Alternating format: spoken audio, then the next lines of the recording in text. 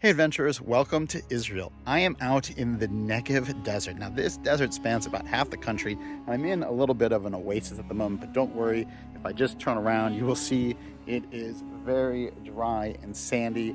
It's pretty cool. But the reason that I wanted to stop here to start is because right above me, right there, is a Nubian Ibex. So it's a very common species out here, goat-like species, very common across the desert. Oh, there's a cool birds that are flying around behind me, and there's also a very common lizard that's here on these rocks. It is the Egyptian rock Agama. They can be quite pretty because they have these like orange spots on the back, but excellent spot here, good place to start our day. In fact, I actually can see a whole group of ibex in the distance there, which is pretty neat. Anyway, we've got a lot to go look for. We're gonna spend some time exploring during the heat of the day to find some cool lizards, and then hopefully at nighttime we can go out in the desert when a lot of sort of the reptiles come to life, because most of them are nocturnal, and who knows what we're gonna see. So stay tuned, let's get out there.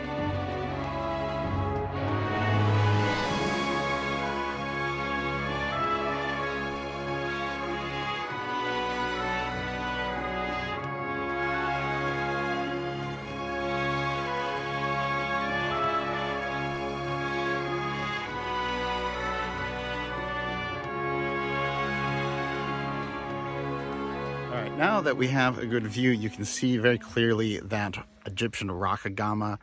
They can be a little bit variable in color, but usually they are they match the color of the rocks that they live by, and they have some orange coloration on the back. Now they're very good climbers, and so you'll often see them climbing on trees to escape predators, in addition to a rocky habitat like this.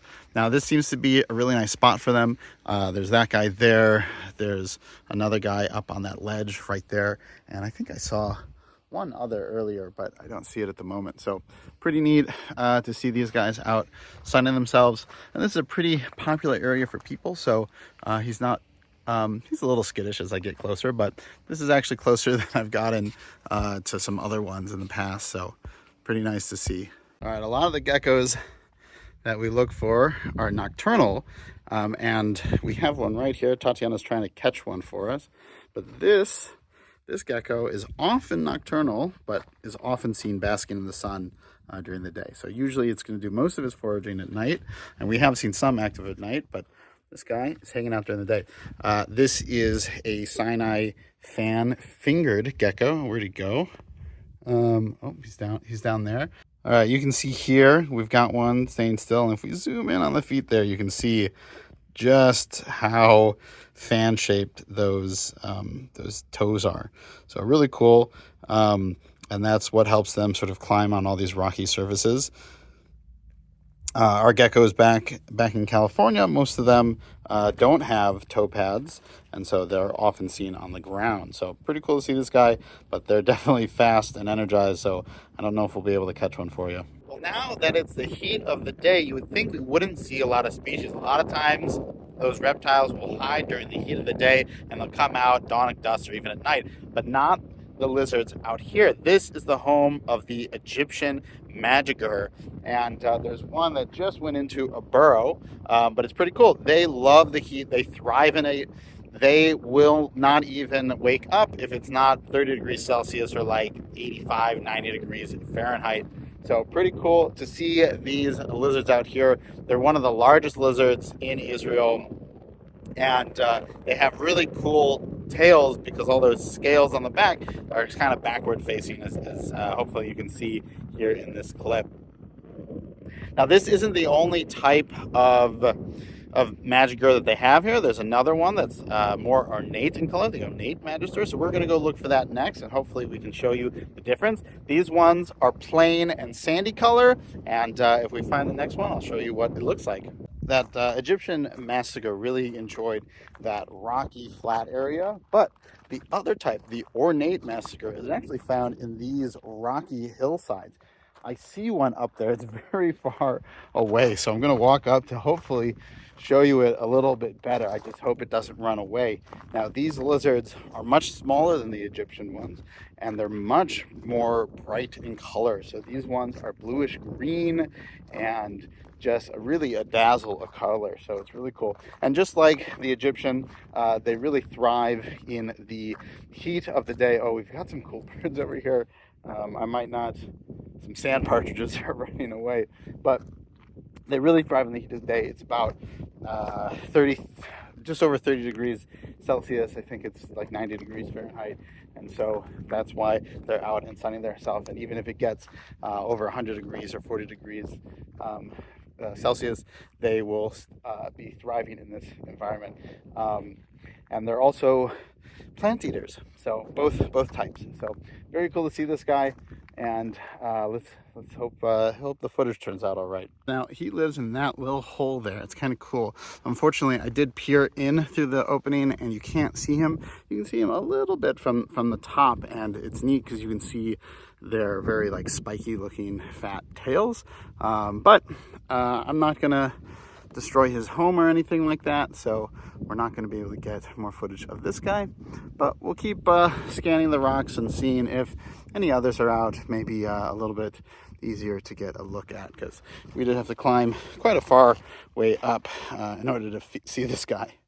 All right, so this is really cool. You can see he is in this little crevice, and you can see just how sort of spiky and layer those scales are. And this nice sort of blue-green color to him as well. So kind of hard to get much better of a view, but pretty cool. Almost reminds me of some vegetables I've seen. Quickly, we found our first tracks of the night. So you can see it looks like squiggles in the sand. This is from a skink, and it is swimming under the sand when it makes these shapes. Now, I don't see any time where it would have been above ground, so we might not be able to find this guy, but it's definitely cool evidence. So we'll keep looking to show you where we can find some footprints, but he might be hidden under the bushes here. It's probably a little difficult to find. All right, I followed another one of those skink tracks, and it looks like I can see its shape here. I think it stopped somewhere around here. So let's see if he's here. Nope. There he is. He was buried a little deep, but he's right there.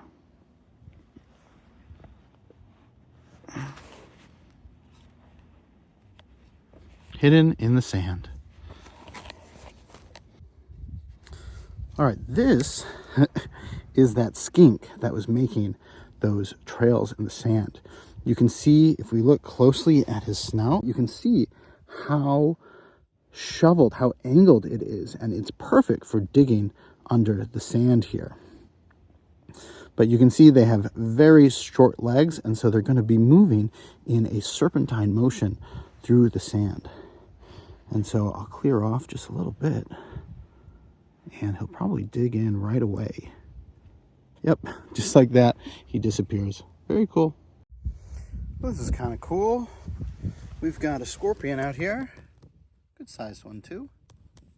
So he's just on the hunt for something. But yeah. Well, this is pretty cool. There's a pretty large spider here. You can check that out. It's about 2 inches from toe to toe, and I think this might be Israel's largest spider, but unfortunately I don't know much about it, so we're gonna just continue and see what else is out tonight. Oh, we've got a snake. Look at that. And I think I see some of its tracks right there, so we can see close up. Whoa. I was just walking around looking at these tracks here, wondering if this was from one of the snakes, and voila, here he was. Let's take a close look and I'll tell you exactly what this is. Actually, before I get too close to this guy, so let me zoom in a bit so you can see the snake. And then this is a viper, by the way. I can tell right away.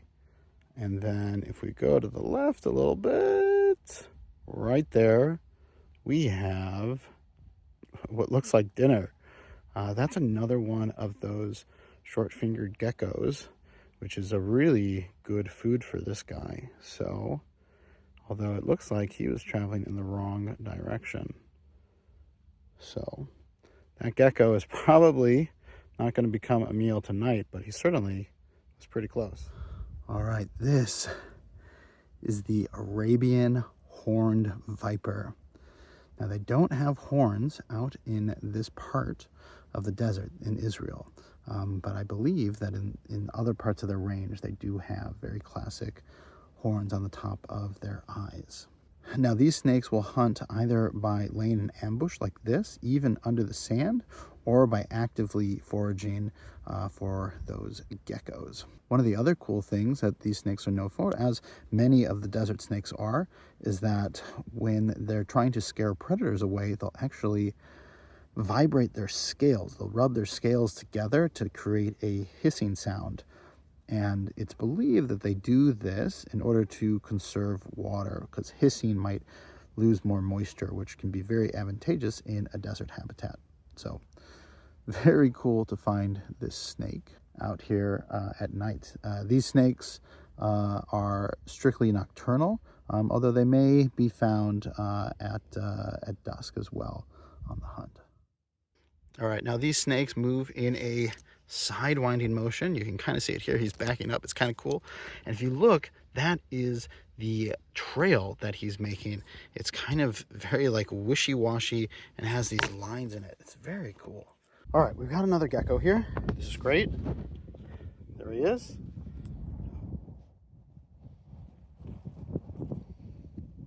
All right, well, in this little hole, we've got another snake. Look at that. This is the Palestine saw-scaled viper. All right, well, let's take a closer look here. So those white squares on the back are pretty diagnostic for a field mark for this guy. Now, they can range in color a lot based off of their surroundings, so they're generally very well camouflaged. Now, this snake has a lot of the same defense mechanisms that we've seen with the other snakes out here. So he can vibrate his scales in order to produce like a hissing or a sizzling sound. And this is actually the most deadly snake here in Israel. It's highly venomous, and I believe the genus accounts for a lot of deaths around the world. So we want to keep our distance from this one. And this one is just a little baby. You can see that it is just hidden in that little hole there. Tiny snake. I don't really have anything too useful for reference. Actually, here's my, let's see. There's my field hook. You can see just how small that snake really is. And they don't get very big, maybe about 1.5 feet. So pretty cool to see that guy. I still got the Palestinian sawtail viper. I don't know if you can see it, but it's crawling away at this point. But I think that's going to be my last snake of the day, because it is getting pretty late. Thank you so much for joining us on this adventure in the Negev desert. Please remember to like and subscribe. I'm Greg Schechter. This is Schechter Natural History.